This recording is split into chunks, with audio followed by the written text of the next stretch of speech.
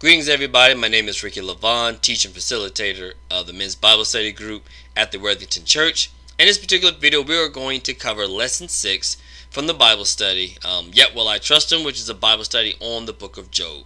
And in Lesson 6, we titled that Justice. That is the title of the particular lesson, Justice. And also it covers Job's chapter 9 and 10. So Job wasn't playing around when he began basically rebutting whatever Bildad had to say, which we learned in lesson 5. Now, as always, as with so many of the other videos, this particular one can only cover a certain few points. Can't go on and on and on because it's such a rich chapter. Matter of fact, it's 2 chapters, so we're only going to pick out just 3 different points that we really want to dive into in this particular video. But we was really able to cover all this stuff and trying to combine things. But so there's 3 different points that we just want to be able to talk about as far as in this particular video regarding Job's rebuttal to Bildad in this chapter called Justice. Now, the first point actually comes from question 1, and is Job's immediate response, or what he had to say basically immediately to Bildad. And it says, Job lists many attributes about God and his power. Read the following verses, and they are Job chapter 9 verses 1 through 10, and I put in list at least 3 of them.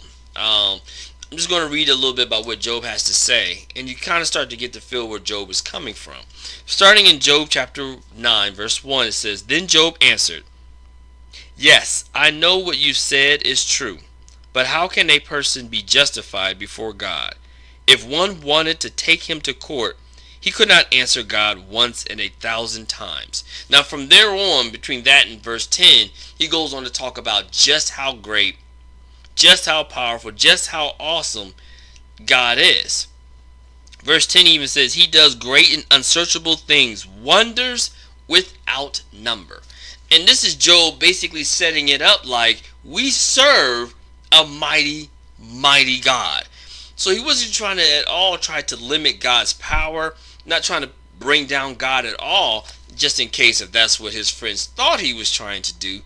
But he was just basically saying, how can we possibly even begin to have this communication or this justice-like feeling between the both of us when I am just a mere mortal, just a random human being on this earth, and we're talking about God Almighty, which is super great and just super powerful.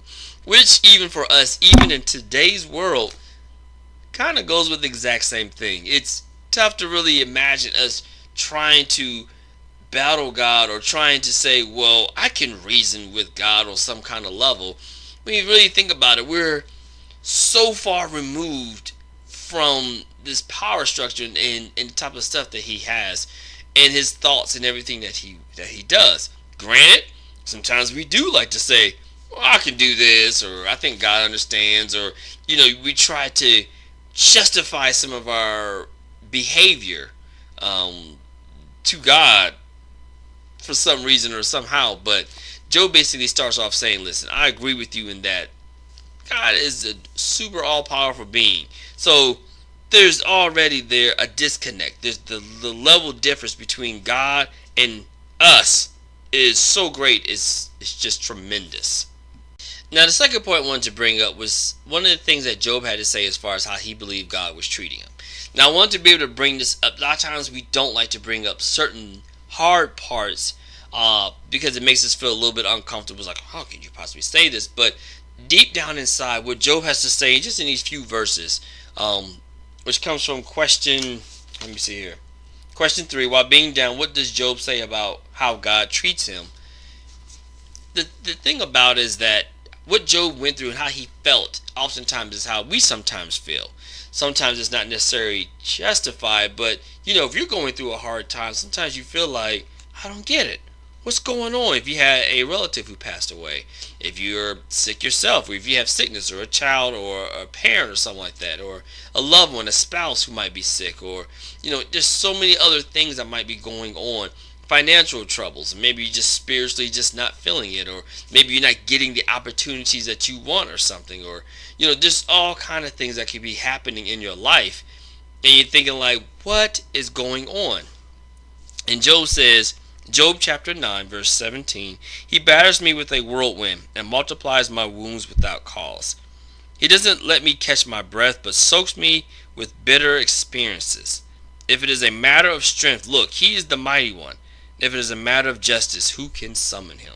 I really do like the one part where it says, but soaks me with bitter experiences.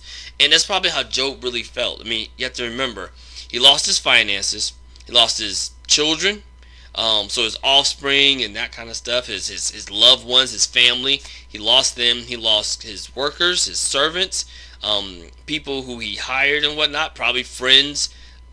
He even lost his health, his wealth. He lost literally everything but just his life and his wife. That's pretty much all that Job had. And so he's like, my experience is extremely bitter. It's terrible, and I feel like I'm just drowning in problems. And there's times where sometimes we feel like that as well. I'm glad that the Bible actually allows that to be in here, so we can understand that sometimes you go through things, and sometimes you're like, Lord, I'm just going through, and you want to feel like, am I the only one? Well, know that you're not even the only one who's even probably been through the experience that you are going through. But know that we definitely serve a God who can definitely bring you out of this situation. Hang in there, be strong, and don't get me wrong, you might have those days where you might be a little weaker on one day compared to another.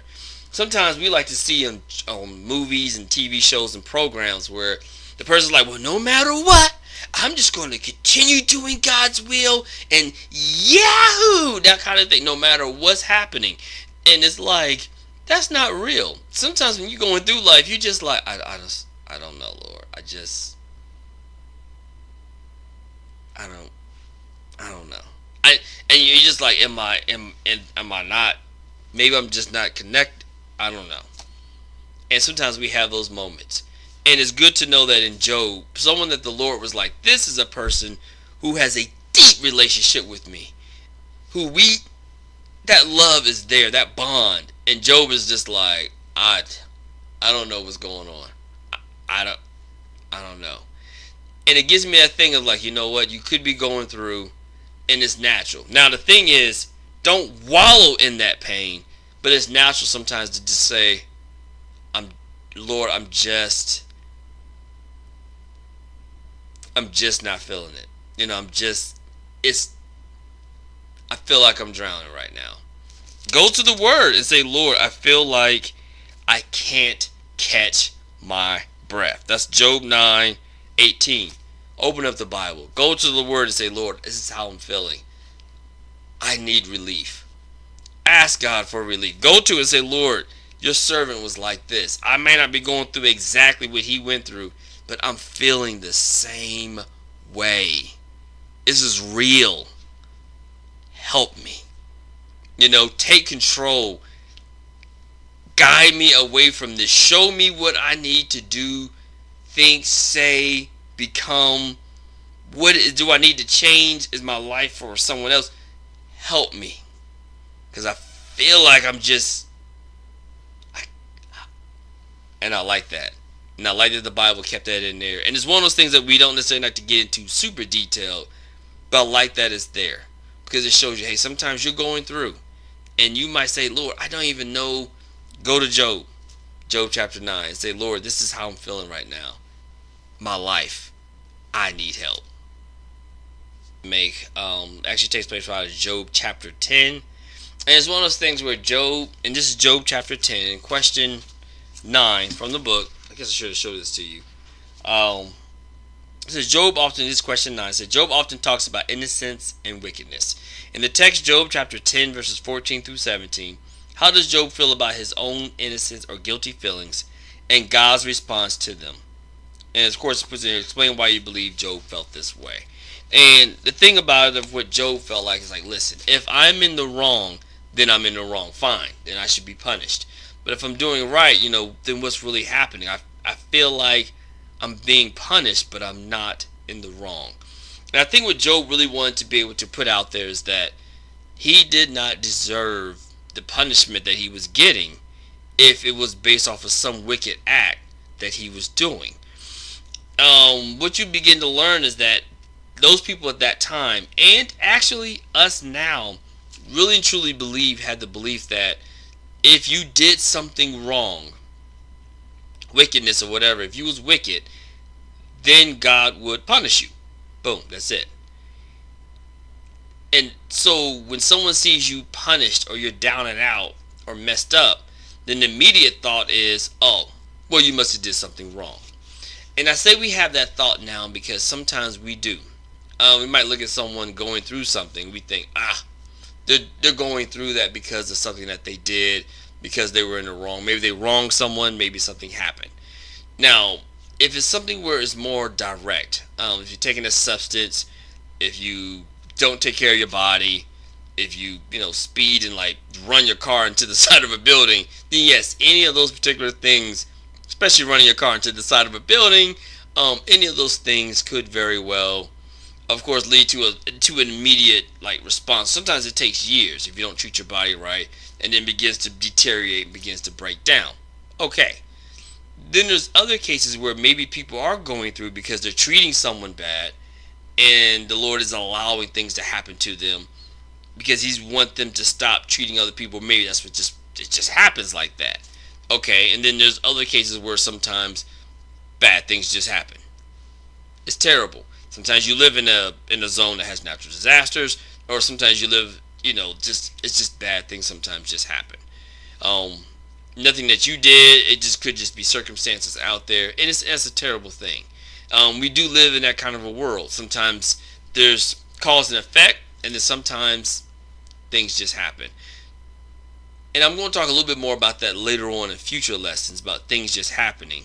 But I think that also leads to why Job's friends are the way they are, and even the way of the why what we are, who we are today, and why we have a very similar thought. But Job was like, listen, I agree with you guys as far as on all the wickedness and gets punished and whatever, blah blah blah.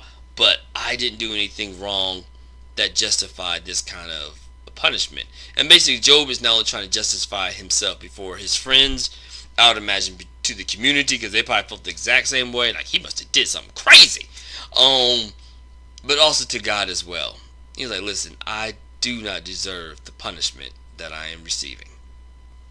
Okay, now the last question, the personal question for this particular lesson, is actually question B, and it says, do you feel like there is justice in our world, country, or your community? Now, of course, depending upon when you're listening to this and who you are, it would probably greatly depends upon how you feel as far as is there justice in this particular situation, in this particular life. And what I mean on that is you can use whatever example that you would want.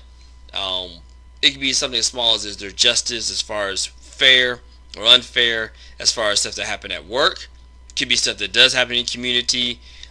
There's all kind of ways that you could very well look at it. Sometimes we get very pigeonholed. We say, there's no justice because one particular issue is the big issue of that particular time frame. So we're like, there's just no justice.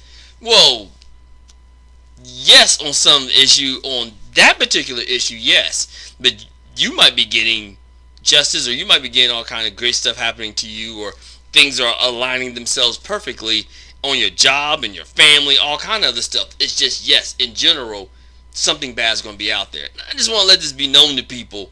We live on earth, in case you forgot. This is not heaven. And I know sometimes we forget that. I hate to say that right now, and it is terrible. And we can actually get our lives and our mindset to say, Lord, let's make this an actual better place. And it does start with me. You have to remember that. Look in the mirror and say, it starts with that person, which means it starts with us as well. Every single person has to realize that. But we do live on earth. So you'll never ever have complete equality, justice, all of those. It would never ever be completely perfect. And everyone who's probably looking at this is probably a Christian. Nowhere in the Bible is it going to say that during this particular time frame, there's going to be this awesome perfectness that's going to happen. It doesn't say that at all. Matter of fact, it says things are going to get worse and we will be amazed at what's going to happen. So things are getting worse, and we're like, "What? What's happening?" Do we not read? Remember the end, heaven. That is the ultimate goal. We sometimes forget that. We getting caught up in stuff around, and we're like, "Oh, that's right. Heaven's supposed to be the main thing." Let's actually believe it. Let's actually start living it. Now, I'm not saying that we just let things slide. No. That don't mean we just let things happen in the community. We don't do anything about it. No. You're still supposed to be able to do here and do great things for the community. To be able to uplift it. To be able to point out when stuff is not right. When there's injustice out there in the world. We are supposed to do that. But just realize this is still earth. So no. It won't all ever be perfect right now. But think about that. Is there justice in this world? Do you feel justified? And not only on our scale, but do you feel like God, when He's justified in some of the stuff that He does, do you feel like He's justified it? I know for myself, from the Lord looking down, yeah. I'm like, wow, actually, Lord, you're pretty patient actually with us. And some of the stuff that actually happens, it really is amazing. Sorry about that. It really is amazing. But as far as on a person-to-person level, I think there's some cases where there are some justice and there's things that's right and things that's going well. And I think there's other cases, no, it's not. No, it's not. And it really is bad, and we really do have to make headways to be able to make change. But it just depends upon what issue, what subject, and where you live, basically. Alright, until next time. The definitely next set of group of lessons was 7, 8, and 9. We studied those as a group. But of course, if you look onto the lessons part, you'll see down the road where there would be individual lessons for each individual video blogs for each individual lesson for each of them. Thanks, and have a wonderful and a blessed day. Definitely want to pick up a copy so you can be able to get more into what Job and what Bildad has to say, but more into lesson 6. Really be able to get in there to Job chapter 9 and chapter 10. Thanks, and be blessed. Have a great one. Bye-bye.